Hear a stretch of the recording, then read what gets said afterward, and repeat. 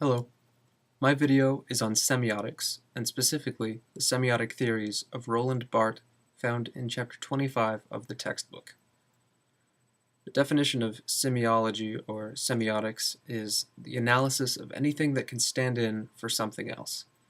It is also focused on the social production of meaning from sign systems such as sounds, letters, and symbols.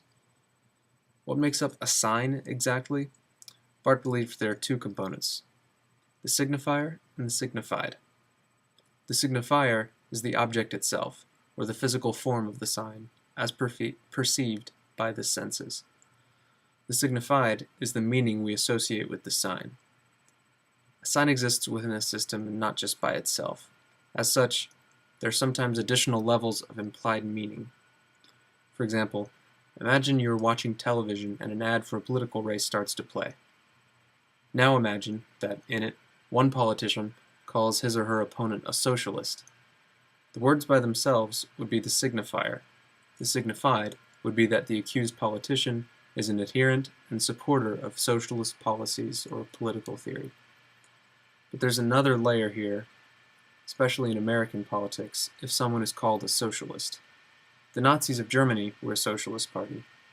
Socialism is also seen as empathetic to communist political theory, and communism, as well as communist countries, have been enemies of the United States for much of the last century. To call someone a socialist in this context is not just to denote political preference, but for many people, to declare him or her an enemy of America. Barthes calls these associated or additional meanings myths.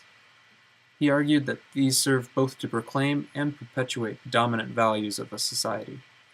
The way Griffin puts it, the mythology that surrounds a society's crucial signs displays the world as it is today, however chaotic and unjust, as natural, inevitable, and eternal.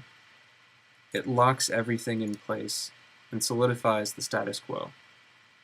Now, not everything that has an implied meaning is mythologized or an ideological sign, but every mythologized sign reinforces the dominant values of its culture, according to Barthes. We don't always realize it, but these myths claim things that are usually not supported by reasons, and we simply accept them as true or probable. As Griffin puts it, they go without saying. In the negative ad, for instance, it goes without saying that since the individual is a socialist, you should never vote for them. Some benefits to this approach are that Barthes' analysis is useful with looking at mass media in particular, because communicators in this form usually employ some form of signs with their message. They do not have long to broadcast and intend to reach as many people as possible in the most efficient way they can.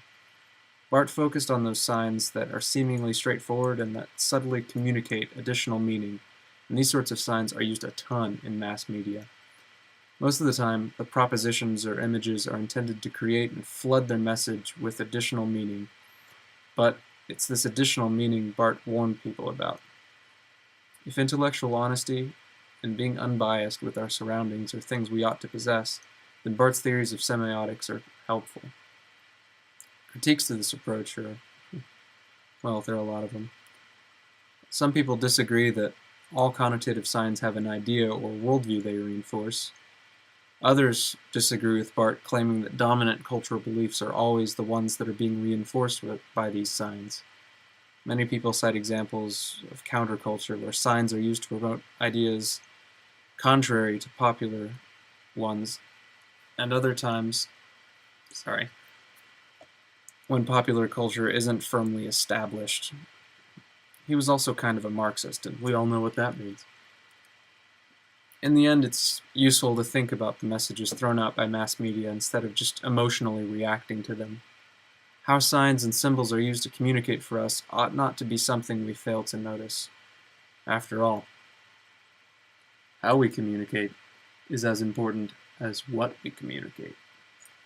Boom!